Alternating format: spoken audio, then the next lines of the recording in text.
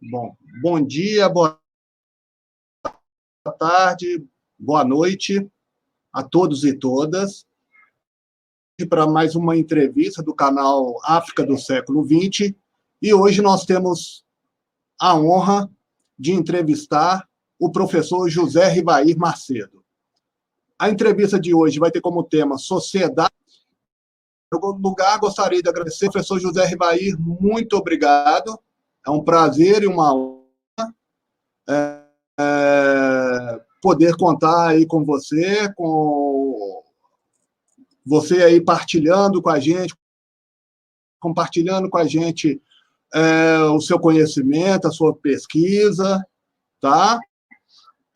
Antes de falar um pouquinho do José Rivair, vou falar aqui que a gente hoje vai ter um modelo diferente de entrevista, tá? Ao invés de termos aqui pessoas, professores já com a carreira consolidada, Rivair generalmente aceitou também. Obrigado de novo, professor. E nós vamos ter aqui duas estudantes de graduação, a estudante Rainara e a estudante em História da UF de Campos dos Goytacazes. Então, a dinâmica hoje vai ser um pouquinho diferente. Elas vão tentar colocar o professor José Rivair no paredão, né?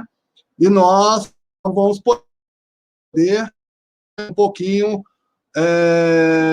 dos rostos, né, delas que estão aí com a gente, mas sempre estão trabalhando, né, na parte mais técnica do canal. É uma boa, né, até uma boa para a gente poder também colocar a Alana e a Rainara, né, para fazer essas discussões aqui com a gente.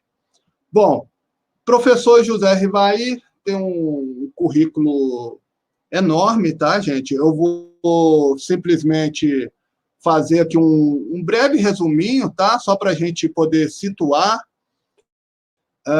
o professor, mas eu sugiro que vocês vejam no CNN, se ainda for existir, né? A gente não sabe como é que vai ser isso, mas aqueles e aquelas interessadas, por favor, façam uma consulta. Professor José Rivair, e no programa de pós-graduação em História da Universidade Federal do Rio Grande do Sul. É professor de História da África e pesquisador. Tem vários trabalhos relacionados à África Antiga, mas também à denominada filosofia africana. Bom,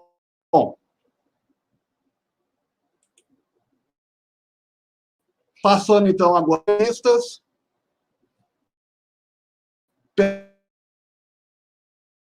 Peço que a Rainara passar com a gente.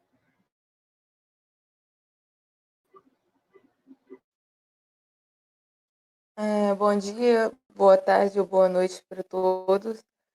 A gente agradece a participação de todos no canal, principalmente assistindo nossos vídeos e entrevistas que estão sendo gravadas, né, e publicadas posteriormente, diferente da forma que a gente estava fazendo antes ao vivo. A gente agradece, a gente pede que curtam também o vídeo e comentem a opinião de vocês a respeito da palestra ou contribuições que vocês possam fazer.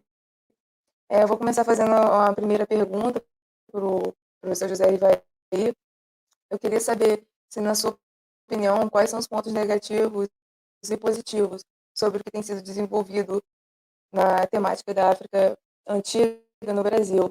E se você percebe uma contribuição de fato ou se ainda estamos engatinhando a respeito dessa temática.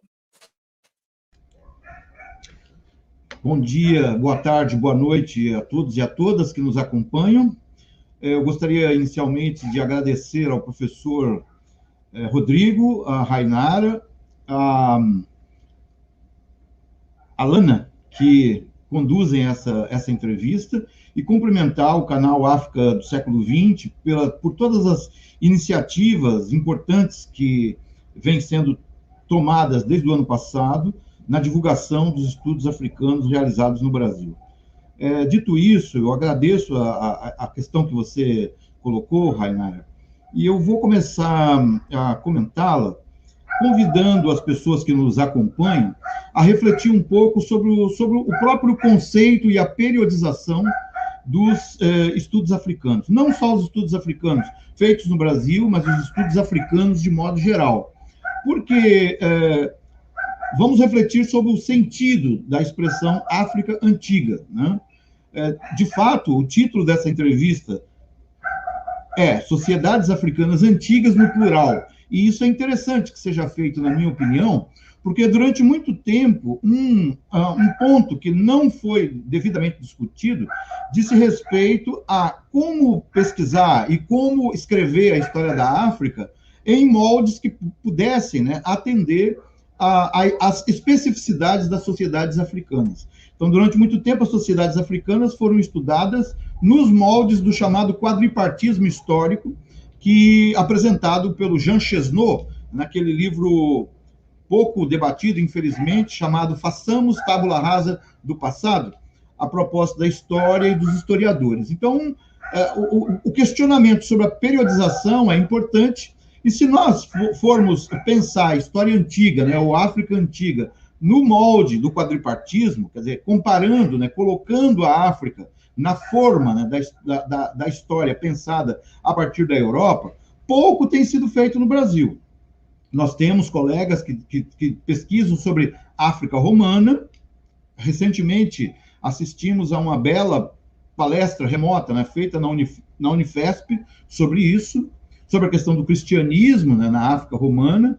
Temos estudos sobre África, sobre o chifre da África, sobre a região da Núbia, as relações entre a Núbia e o Egito. Então, temos estudos que se enquadram dentro dessa periodização do quadripartismo histórico.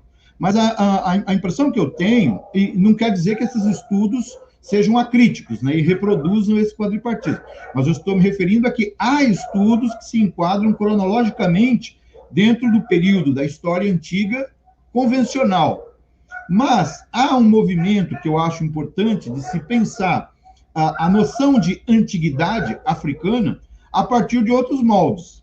Eu lembro aqui um texto escrito pelo Carlos Moore, chamado Novas Bases para o Ensino de História da África no Brasil, que, embora tenha sido um texto dirigido aos problemas de ensino da história africana para os níveis fundamental e médio, isso é, para o ensino básico, tem algo a nos dizer também. Porque ali ele problematiza essa periodização convencional e ele traz uma reflexão muito interessante, muito bem fundamentada, de pensar as periodizações das sociedades e civilizações africanas a partir dos ambientes e das dinâmicas internas do continente, que seria muito interessante de considerar. Então, a crítica deve ser feita, na minha opinião, não apenas a essa perspectiva eurocentrada, mas também há outras denominações que, ao tentar inserir a história africana na história mundial, fizeram-no a partir de uma perspectiva teleológica um pouco complicada. Então, o Elikia Bokolo, lá no início, né, do livro África Negra, História e Civilizações, do volume 1, né, do África Negra e Civilizações, traduzido aqui pelo nosso amigo Valdemir Zamparoni, publicado pela Federal da Bahia e pela Casa das Áfricas. Então, o Elikia Bokolo se pergunta justamente isso: onde estudar, a partir de onde estudar a história africana? Na unidade ou na diversidade? E como estabelecer essa periodização? Então, ele critica ali a noção, por exemplo, muito utilizada de África pré-colonial, que, na verdade, está antecipando problemas da história, praticamente de toda a história cronológica africana, a uma lógica colonial, assim como a noção de África tradicional, porque ainda está colocado a polaridade com a modernidade, né? Atualmente, alguns falam em África pré-moderna, para o período anterior ao século XVI, que sempre ainda está referenciando, de alguma maneira, o Ocidente, né? Colocando o Ocidente como eixo. Então, nesse sentido, África pré-colonial, África tradicional, África antiga, feita fora de uma perspectiva crítica, pode estar trazendo esses elementos do quadripartismo a que eu me referia. Todavia, temos que pensar uma cronologia. Eu acho que a coleção História Geral da África resultado de árduos estudos e debates, encontrou uma alternativa que foi ignorar essa periodização quadripartite. Mas o volume 2 ainda coloca ali a África Antiga. Então, aí manteve a ideia ainda da antiguidade, mas levando esse período, né, da antiguidade africana até o século VII. Então, para eles foi o Islã, né, que seria um dos divisores de águas ali a ser considerado. É um problema, portanto, de difícil solução. E, nesse sentido, o que se tem produzido no Brasil, se formos pensar na linha do quadripartismo, é muito pouco.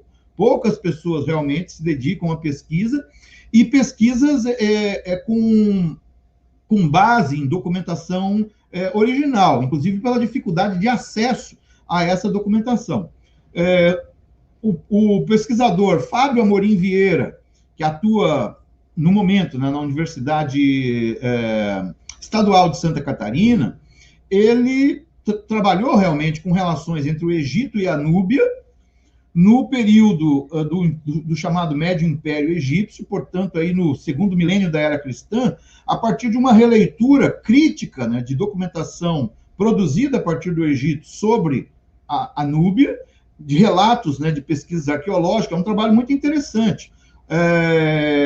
O Friso também tem feito isso para as relações entre Egito e Núbia. Então, temos algumas iniciativas nesse sentido. Mas me parece que ainda há muito por ser feito. Nesse sentido, também se poderia colocar, dentro dessa noção de sociedades africanas antigas, dados e problemas relativos a períodos que na história europeia estariam associados à chamada Idade Média. Eu tenho feito uma crítica, né, ao uso da expressão Idade Média aplicada acriticamente para as sociedades africanas. Eu tenho feito essa crítica justamente na linha, né, do que foi dito anteriormente acerca dos perigos do quadripartismo. De qualquer maneira, houve processos históricos autônomos, houve dinâmicas internas, houve relações entre povos do continente africano com diversas sociedades extra-africanas antes do século XVI, mas que nada tem que ver com os problemas específicos da Idade Média. Vejam-se as dinâmicas do Oceano Índico, né, da sociedade Swahili africana com o mundo árabe, com o mundo persa, ou dessa sociedade Swahili com a Índia, né, com áreas, né, da Índia, né, atual, com áreas relativas à China atual. Então, há todo processos históricos interessantes e originais ali considerados. Tem um livro recente, publicado no Brasil, muito interessante, do François Xavier Fauvel Aymar, chamado O Rinoceronte de Ouro, em que ele estuda, né, esses vários processos da história africana, mas ele ainda no subtítulo faz a sugestão de haver uma Idade Média europeia, que é um debate que está em curso.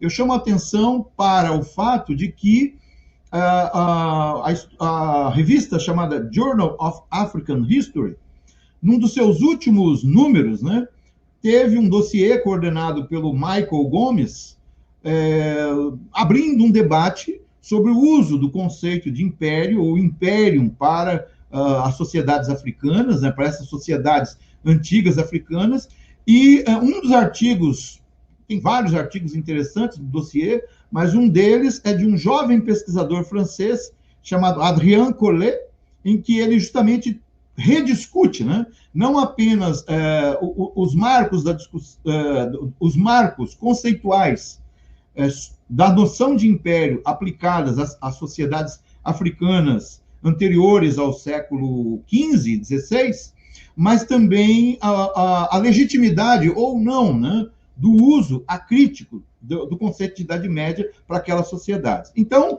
daí, né, essa noção de antigas, né, de sociedades africanas antigas, parecer talvez menos problemático, menos aberto a possibilidades de leitura extrovertidas.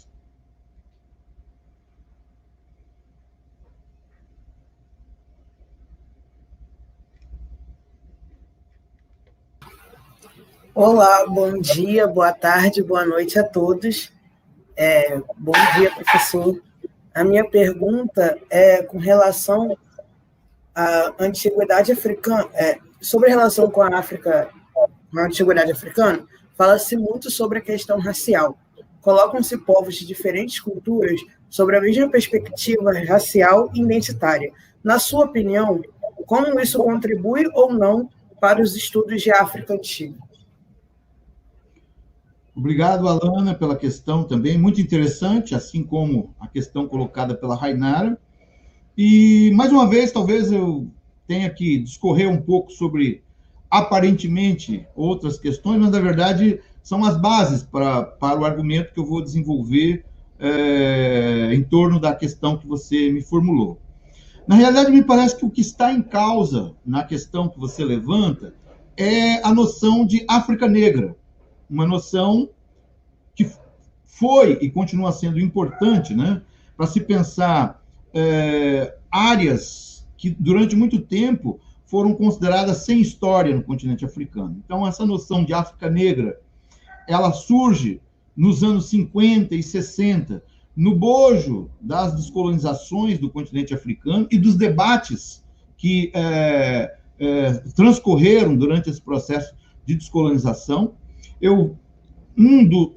Não o único, mas um dos defensores, né, dessa ideia de África negra é o Cheikh Anta Diop, que é um pensador, um historiador, um arqueólogo, um poeta, físico, enfim, um intelectual da maior importância para o reconhecimento dos estudos históricos africanos feitos na África, né? Então, o livro dele, Nações Negras e Cultura, que é a tese de doutorado que ele desenvolveu e que foi inicialmente recusada, né, na Universidade Paris-Sorbonne, e que foi publicada como livro, né, pela coleção Presença Africana, levanta como centro exatamente a ideia de uma África negra e da conexão do Egito antigo com a ideia, né, de uma África negra.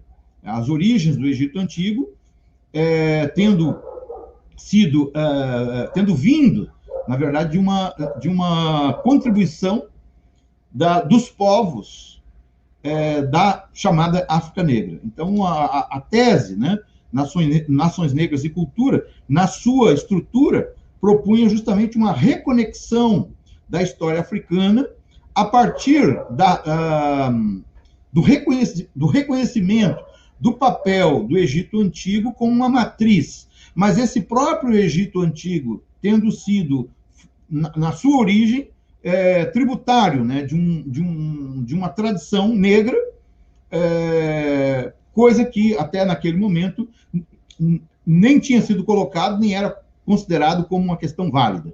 Talvez por isso que a tese dele foi considerada polêmica e os integrantes convidados, né, para fazer parte da banca se recusaram a considerá-la como tese, né? Depois, sabemos que Cheikh Anta Diop vai reapresentar uma outra tese que deu origem ao livro chamado África Negra Pré-Colonial, que também traz aí contribuições muito interessantes, mas que já não teve o mesmo impacto que a obra Nações Negras e Cultura. Depois, uma outra obra de Cheikh Anta Diop, traduzida agora para a língua portuguesa, né, em Portugal e Angola, na coleção pela editora Mulemba, né, e edição Pedagô, chamada Unidade Cultural da África Negra. Então, aí, essas duas obras, elas trazem como centro a ideia de uma África negra. E é essa ideia que foi importante, que é uma ideia pan-africana, que foi importante para a perspectiva de uma unidade do continente face ao colonialismo que estava sendo colocado em questão naquela ocasião, que, por outro lado, acabou motivando leituras que tendem a uma homogeneização que não é tão interessante assim. Porque, embora exista, né, a possibilidade de se falar na área subsaariana com povos predominantemente de cor negra, não quer dizer que eles sejam exclusivamente de cor negra, ao longo de toda a história africana. E, por outro lado, a questão da cor e da raça é um componente importante, mas não é um componente único que deva ser considerado. Então, recentemente, um historiador, Cherno Mukhtar Bah, lançou um livro de historiografia africana que foi publicado pelas edições do CODESRIA, né, do Conselho para o Desenvolvimento e Pesquisa em Ciências Sociais na África, e que se encontra, inclusive, disponível para baixar a partir do site do CODESRIA. É uma obra interessante porque nos revela como historiadores africanos contemporâneos têm discutido e pensado a sua própria história. E a sugestão que me ocorreu a partir da leitura do livro do Cherno Mukhtar Bah é de que a aposta se deva fazer em histórias regionais. Em histórias regionais ou em histórias que respeitem a diversidade ambiental, né? A diversidade de modos pelos quais as sociedades africanas lidaram com o seu ambiente, não apenas o ambiente natural, mas o ambiente social e as formas políticas ligadas a esses diversos ambientes. Então, nesse sentido, acho que a perspectiva de uma África, de uma antiguidade africana, muito pensada a partir dessa dimensão racial, ela é uma maneira, talvez, de reação a uma historiografia predominantemente branca, inclusive uma historiografia predominantemente branca que forjou e pensou de fora do continente para dentro o que seria a história africana. Mas é uma perspectiva que tem limitações.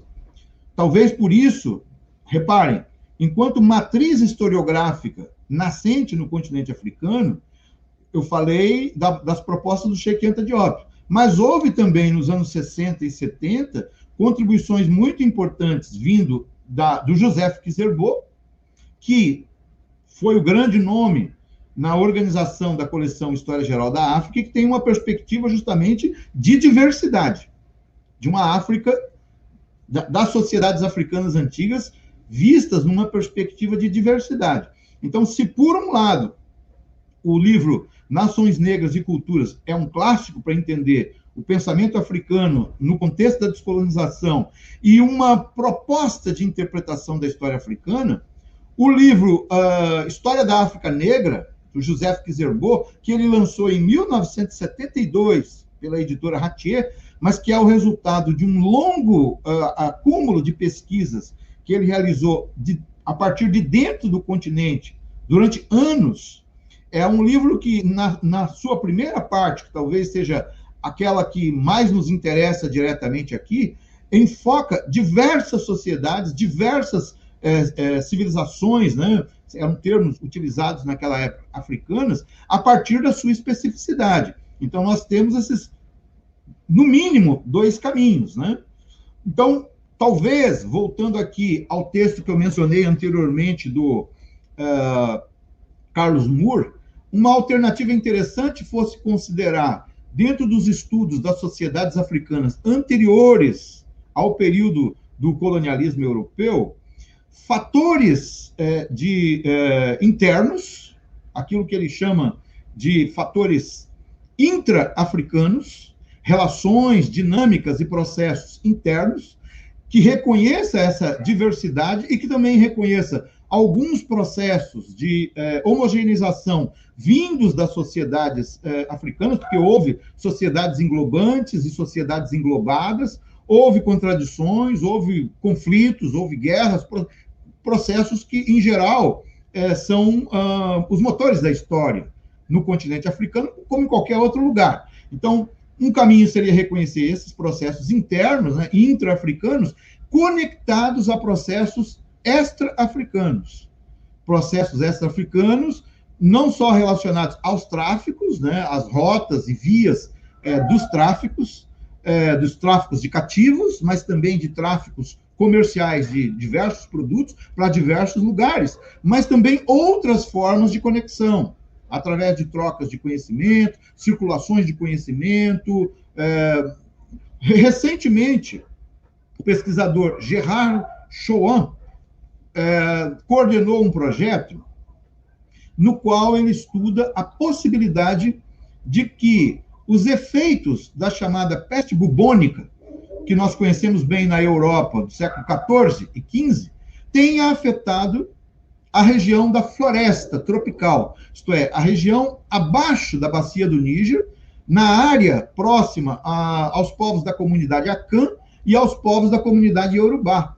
Então, ele está aventando a possibilidade que, por conta das conexões comerciais, culturais e outras existentes antes do século XV, alguns efeitos das epidemias que nós conhecemos bem no norte do continente ou na Europa, ou no Oriente Médio, tem estudos também sobre as epidemias por lá, também pudesse ter afetado essa área, inclusive a cidade de Leifé, uma cidade que, em geral, a gente não vê nenhuma conexão com a Europa ou com o Oriente Médio, mas sempre estabelece a conexão com o Atlântico por conta dos tráficos posteriores que virão a acontecer. Então, esse seria um exemplo, entre outros, dessas dinâmicas muito interessantes da perspectiva intra-africana e extra-africana. E, no conjunto, explicam, né, os diferentes meios pelos quais a história se fez entre essas sociedades africanas antigas. Não sei se o que eu disse atende à questão que você me colocou, Alana, e te agradeço por ela.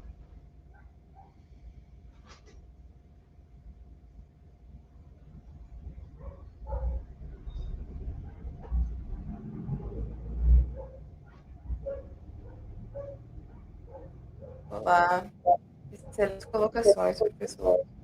A minha próxima pergunta é a respeito do proto-racismo, que foi tratado em uma obra recente do Michel Gomes, mas com um recorte voltado à denominada África Ocidental.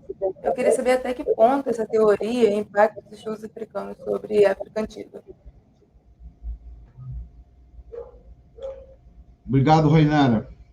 Olha, é o livro do Michael Gomes, né, African Dominion. Bom, eu havia mencionado o Michael Gomes anteriormente, na coordenação que ele fez do dossiê para a revista Journal of African History, e é muito provável que essa coordenação tenha sido feita justamente pelo impacto provocado pelo livro do Michael Gomes, chamado African Dominion. O Michael Gomes é um grande pesquisador, africanista, mas a sua formação dizia respeito à Senegâmbia, né, no século XVII, XVIII, ele trabalhava mais com esses temas, né, vinculados à Senegâmbia, ao estado do Bundu, enfim, da Senegâmbia, e nessa obra também trabalhou com Songhai, tem todo um debate, né, sobre as questões do Islã do Império Songhai, e recentemente ele lançou, então, a obra African Dominion, que de fato redimensiona uma série de questões, desacomoda uma série de consensos, né, que havia sobre essa história da atual África Ocidental, anterior aos séculos XVII, XVI. Então, embora a obra dele siga ainda a lógica dessa sucessão dos impérios de Gana, Mali e Songhai, ele recoloca essas questões em termos bem diferentes. E ele está buscando justamente os processos internos de dominação, os processos internos de constituição de poder. E um dos pontos de inovação da obra dele é justamente trazer para o debate essa questão dos proto-racismos, né? Que, em geral, se relaciona muito o racismo com a modernidade ocidental, né? Com a constituição do racismo na modernidade ocidental, o que é verdade, mas não significa que o racismo tenha começado aí, né? Quer dizer, o racismo é um fenômeno histórico que podia ser acompanhado muito anterior à modernidade, embora o racismo a qual nós nos referimos em geral diga respeito a esse racismo da modernidade ocidental branca. Ora, então, daí o uso do conceito de proto-racismo, né? Que ainda não é o racismo como fenômeno que nós conhecemos hoje, mas há elementos, não só no discurso, mas em processos de discriminação, que já se pode identificar em momentos anteriores ao século XVI. Quando, salvo engano, o Michael Gomes traz essa questão para o debate, ele está pensando muito ao quanto o Islã forneceu bases ideológicas para que não somente discursos, mas processos de discriminação de tipo racial acontecessem na África, no chamado eixo transsaariano. Um outro autor que também traz essa questão, e ele vai até um pouco além, porque ele fala em racismo mesmo, é o pesquisador Bruce Hall. O Bruce Hall tem uma obra, né, um livro específico sobre essa questão do racismo, nesses períodos mais recuados, e tem um texto chamado A Questão Racial na África Pré-Colonial. Ele usa aí a cronologia que eu mencionei anteriormente para vocês. Ele ainda está usando essa cronologia. Mas ambos, seja o Michael Gomes, seja o Bruce Hall, estão colocando, portanto, em debate a existência de relações raciais e também de relações de natureza étnica nessa sociedade. Agora, o que eles sugerem é que a distinção entre relações de cunho racial para relações étnicas ou étnico-linguísticos é que, no caso das práticas racistas, elas foram desenvolvidas em torno do tráfico transsaariano de cativos. Então, é esse tráfico transsaariano de cativos, feito por mercadores islamizados de origem africana ou não, na maior parte de origem africana, de origem berbere, tamacheque, e também, né, por elites, né, mercantis situadas na área subsaariana.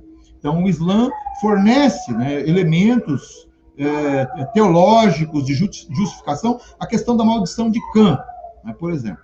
Então, na obra do Michael Gomes, tem um outro ponto que ele também associa isso.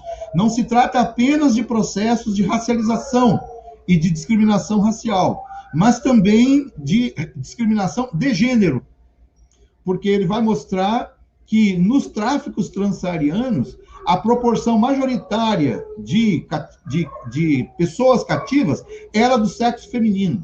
São as chamadas Sudaniat.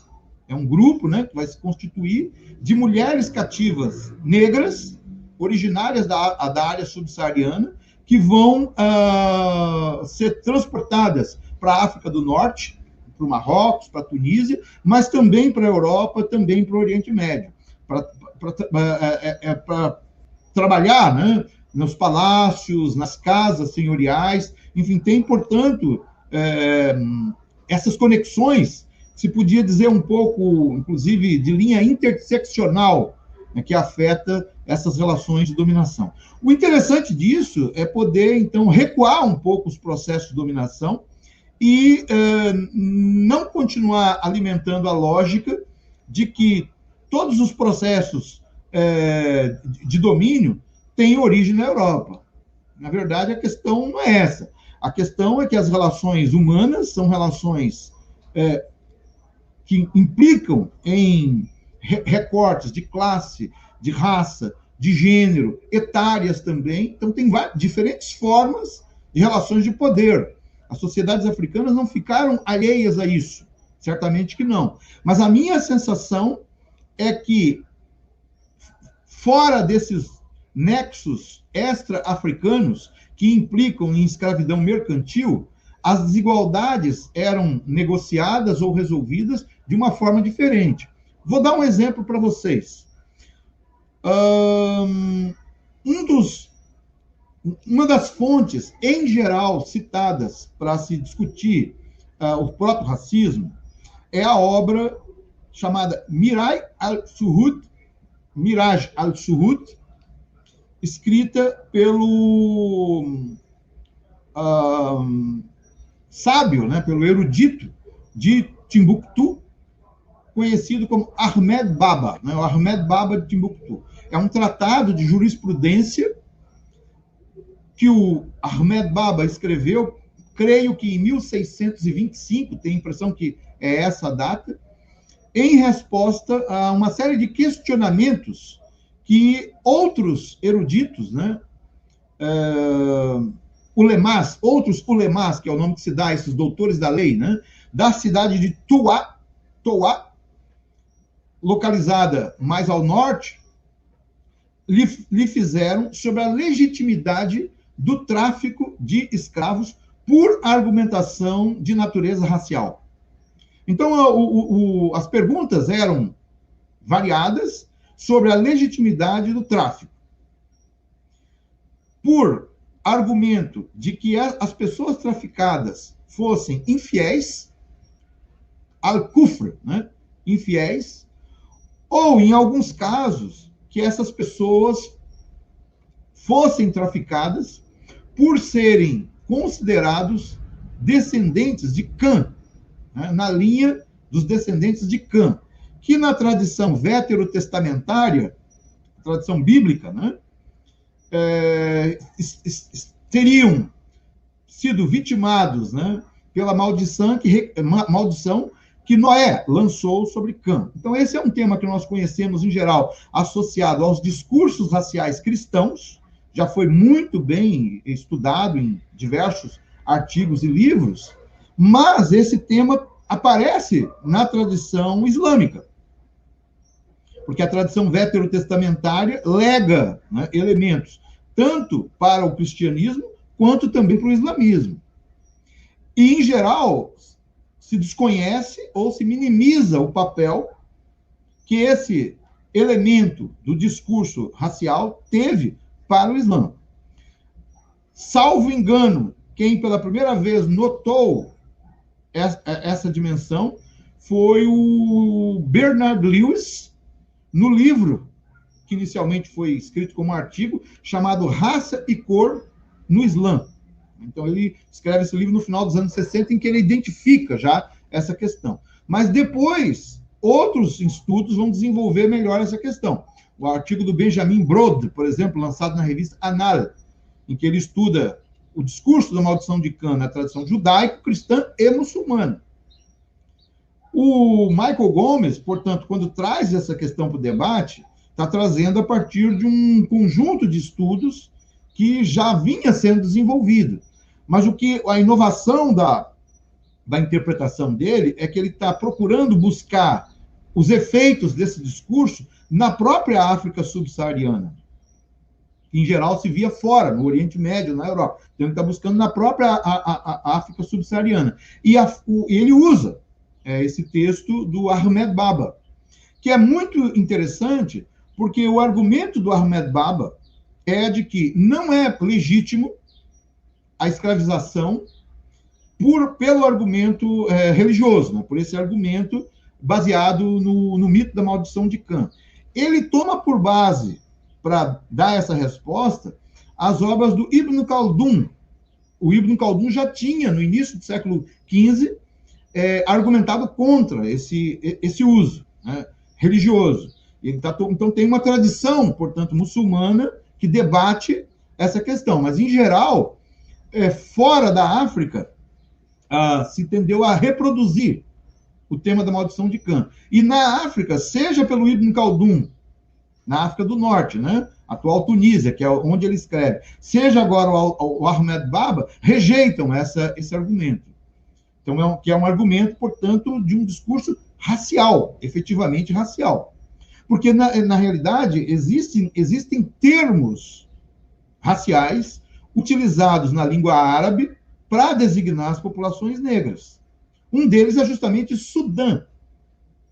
Bilad al-Sudã, a terra dos negros. O outro é Zanj.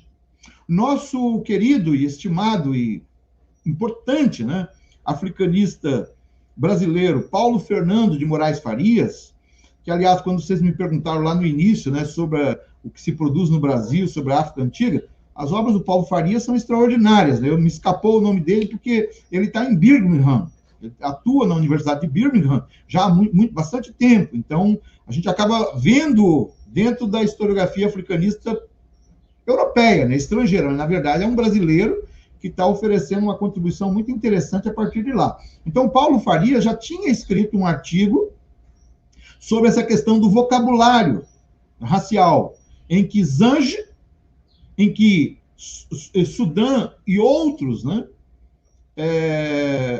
são rotulados, classificados. Então, tem um debate que está colocado. A obra do Michael Gomes, ela inova, mas ela tem uma fundamentação anterior, que eu estou procurando demonstrar aqui. E, nesse sentido, é importante se considerar, porque, na realidade, essa diversidade, inclusive racial, que havia e continua a existir, que, na verdade, há todo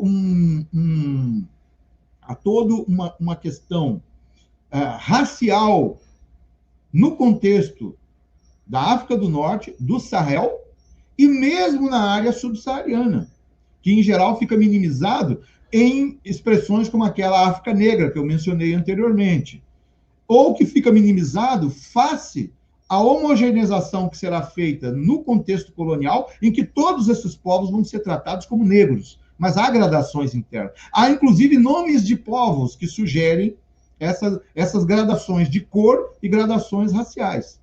O professor Rodrigo trabalha com os povos Soninké, né? Trabalha com os povos Soninké. Um dos nomes também aplicados a esse povo é Saracolê, que é um termo que indica branco, né? Um dos termos que indica branco. O povo Fula também, né? Na Guiné você tem os povos Fula e tem os Fulas pretos. Então estabelece a distinção. O povo Fula mais branco, mais claro. Povos Fulas pretos, né? São os Fulas mais escuros. Então tem gradações de cor. Agora, só retomando para organizar, né, o argumento, me parece que, associado aos contextos dos tráficos internacionais, via Saara, no caso da África Ocidental, como também vai acontecer via Oceano Índico, na África Oriental, começam a surgir rótulos com características racializantes. É o caso aqui na África Ocidental de Sudã, os povos sudaneses, como povos escuros, negros, e lá na África Ocidental, Zange, termo que também terá essa conotação racial, que o Paulo Farias e outros já demonstraram.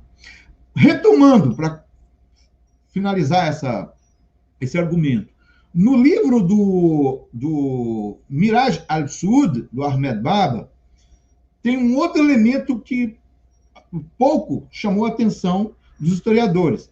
Se numa primeira leitura ele é contrário, portanto, a esses argumentos de natureza racista para a escravização, por outro lado, ele vincula a legitimidade, não diria legitimidade, mas a possibilidade da escravização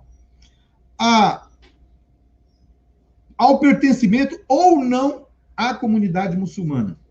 E o livro dele vai se tornar um testemunho muito interessante do quanto que aquilo que nós chamamos hoje de identidades étnicas podiam ser manipuladas ou podiam ser utilizadas dentro desse discurso racial. Porque se, por um lado, ele se coloca contrário, né, a essa escravização de tipo racial, por outro lado, ele diz, agora, tais e tais e tais povos não são, não pertencem, né, à comunidade da a comunidade muçulmana. E, portanto, fica a sensação de que, no caso desses povos, a guerra, né, e o aprisionamento e a redução em cativeiro seriam legítimos. Isso, de fato, foi utilizado no período do Império Songhai, né?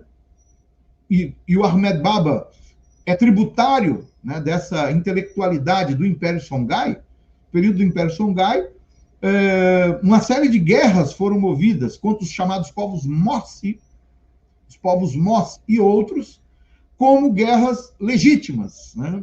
Não ainda como jihad, mas como guerras legítimas.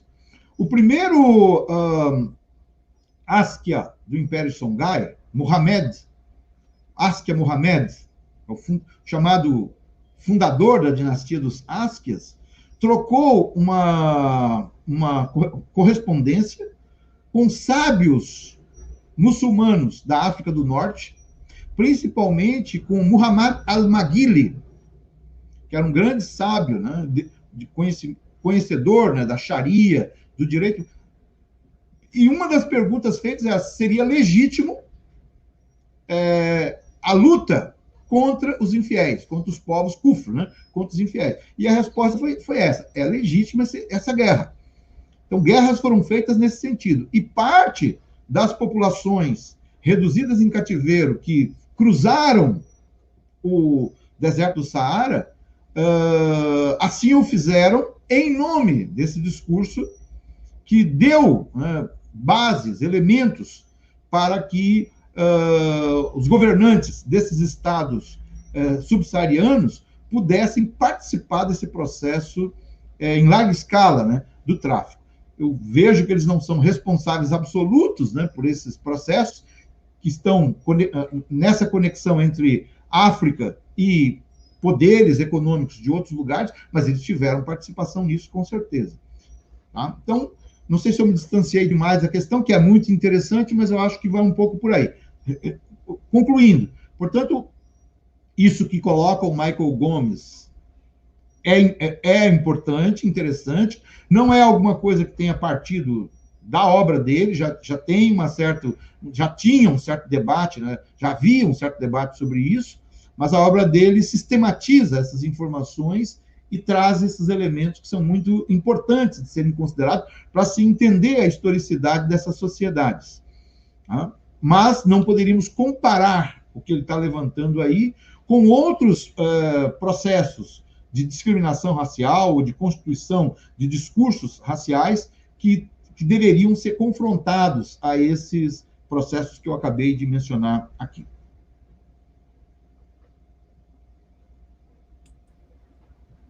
Muito obrigado, professor José Ribaí. Muito obrigado. Bom, aposto que todos e todas estão amando a nossa entrevista. Encerramos agora o nosso primeiro bloco, tá? E, por favor, curtam esse vídeo, assistam esse vídeo e também não percam o segundo bloco de entrevistas com o professor José Ribaí.